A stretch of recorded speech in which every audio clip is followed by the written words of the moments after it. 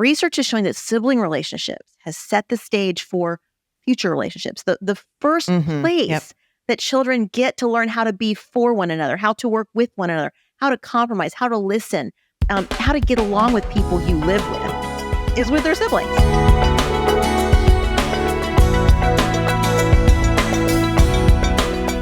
Let's talk about siblings. You had 4 kids. I have 2 kids. And anytime you get more than one sinful child in a room with another sinful child, and then you've got sinful parents who are trying to raise these sinful kids, it can sometimes turn into disaster. And it is always shocking to me how you can go from total peace and happiness, and in an instant, there's fighting and gnashing of teeth and screaming. And I'm like, how does this happen? We were just getting along so well. We were just playing a game and everyone was happy and laughing, and now people are crying. Yep. And I keep thinking that the older my girls get, that they're going to grow out of it. And they have grown out of some of the bickering and some types of the bickering. But oh, good golly, it still shocks me that my girls still argue and fight with one another. So what was your experience with your kids? You had 4 kids. All of them, I'm sure, had different personalities. Kind of just walk us through, what did it look like in your home, and how did you help to kind of navigate through those years of sibling rivalry?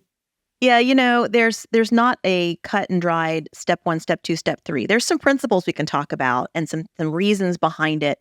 But, I remember at one point just so frustrated with my children's constant bickering. And you talked about the screaming and the crying. Sometimes it was from me. But, yeah. but I remember at one point just saying to them, guys, when mom and dad are dead, you're only going to have yourselves. Oh, yeah. And so you guys, that's all you guys have got to be there for each other.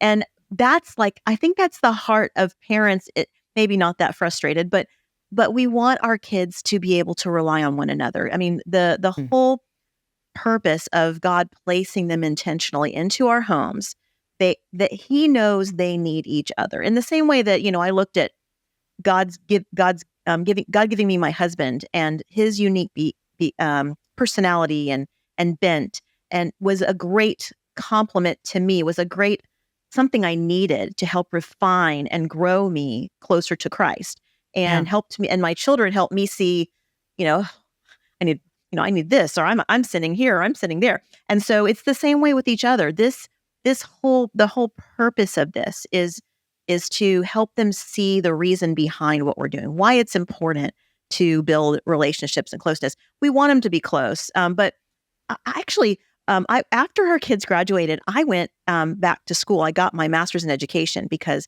as a homeschooler, I'm like, what are they learning? Maybe there's something magical that I'm missing. And I just, helping these homeschoolers. And I realized, of course, academically, we're homeschooling's the best. I mean, that, I know that. But the research also shows some relationship issues. Children really don't do well in a 30 plus kid, all the same age.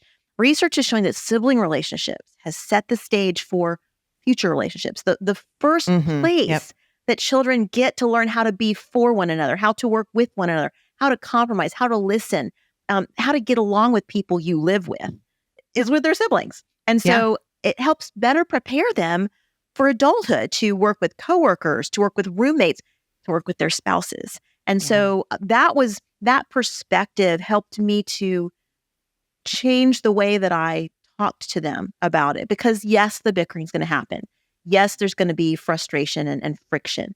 And we are there to guide them through the process. So what a blessing as homeschoolers, we can be with them all the time to address those issues. I mean, we're not there to constantly hover, because they need to learn how to work it out themselves, particularly as they get older. But we have to give them the tools. We have to give them the pattern and train them in character. Their friends are going to change over the years, but family is for life. And God designed it that way. I mean, you may have, people may come from broken families or all kinds of different situations. And I understand that can sometimes be a hard thing. But if God has you in a household right now, and you have children in your household, you have a family that God has given you. You and your spouse, or if you're a single mom or single dad, your children are this is the family God has given them. And it's our responsibility as their parents to train them on how to live with one another. And God chose that. God knew they needed each other in order to grow them in their character, to grow them in their walk with the Lord. And so that way they can learn better what he has for them, and they can start to appreciate one another, and that they're this team that God has created. I mean, who better to pick a team than God? And so he placed them into the family. He made them the way they are. You may have siblings who, very, very different from one another. Some may have learning issues or developmental issues or, challenging things. And some kids can feel like, why does it have to be so hard in this family? God wanted it that way for your good, for all, and for others to see you navigate through this. It will grow you, and what a blessing it will be. So that's kind of the overall, overarching. I may tell you a couple quotes I've said to the kids as we walk through this process, but it's not going to be a step 1, 2, 3. It's really principles that we need to remind ourselves of regularly. Homeschool Insights is sponsored by CTC Math. If you're looking for a great online math program, visit ctcmath.com and try it for free. For more great homeschool inspiration and resources, listen to the Schoolhouse Rocked podcast every Monday, Wednesday, and Thursday.